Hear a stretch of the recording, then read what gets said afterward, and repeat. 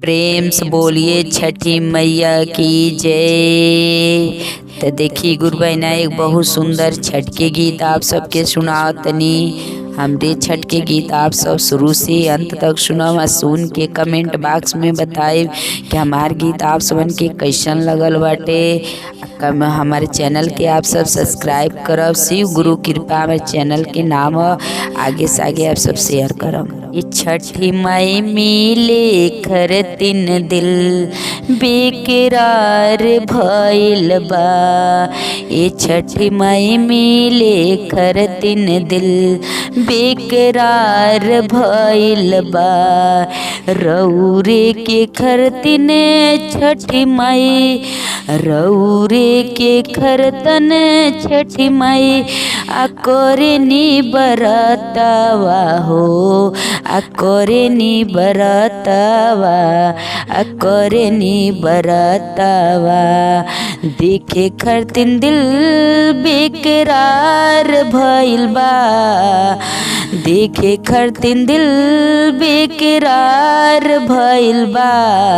ये छठी माई मिले खरतिन दिल बेकरार भइल बा। ये छठी माई मिले खरतिन दिल बेकरार भइल बा। रौरे बरतवा छठी माई आहमहू उठावानी, आ जोड़ा नरियलवा जो जोड़ा सिर फलवा हमहू मंगावानी, साथ में शरीफावा अकेरावा जो सारा फलवा मंगावानी। रौरे के हमू छठी माई आहमहू चढ़ाई में, आहमहू चढ़ाई में, आहमहू चढ़ाई में।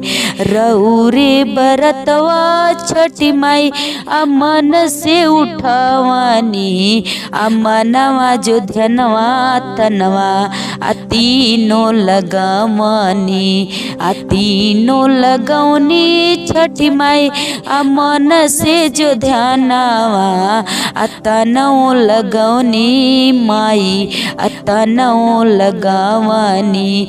मिले खरतिन दिल बेकरार भइल बा। ये छठी माई देखे खरतिन दिल बेकरार भइल बा। ये छठी माई मिले खरतिन दिल बेकरार भइल बा। ये छठी माई नियम से जो कैले बनी बरतवा हो, ये छठी माई नियम से जो कैले बनी बरतवा हो। रौरे बरतवा उठवले जो बानी, मन से उठोले बानी।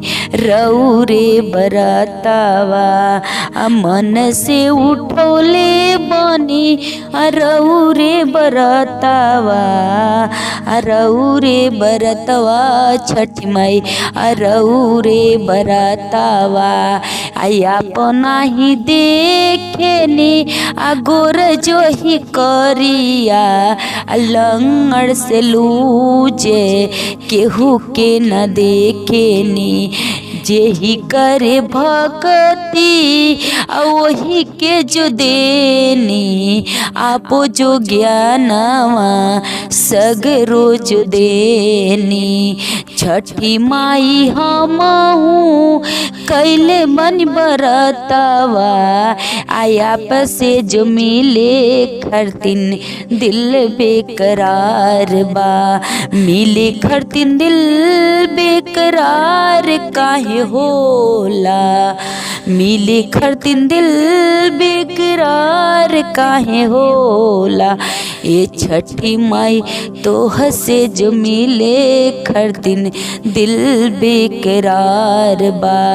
इतना जो ध्यान मन से लगवानी मन से मनावतानी हाथ जोड़ी घटवा घटवा पुकारेनी आया के छठी माई होते सुबहिया जो समो के देनी होते सुबहिया छठी माई होने जल ठड़ावा आया पके जो नौआ हम लेते जो ही रहेनी जब देखी ललिया देनी जो रगवा सूरज देव के जो ही लालिया दिखावे हाँ छठी माई मिली खरतिन दिल बेकरार बा रौरे के कैले बानी हम हो बरतवा रौरे बरतवा छठी माई हम हो ठवानी सब परिवारवा खुश जो ही रखा में सब परिवारवा खुश जो ही रखा में मिले खरतिन दिल बेकरार हे होला हे छठी माई रौरे से मिले खरतिन दिल बेकरार होला दिल बेकरार होला।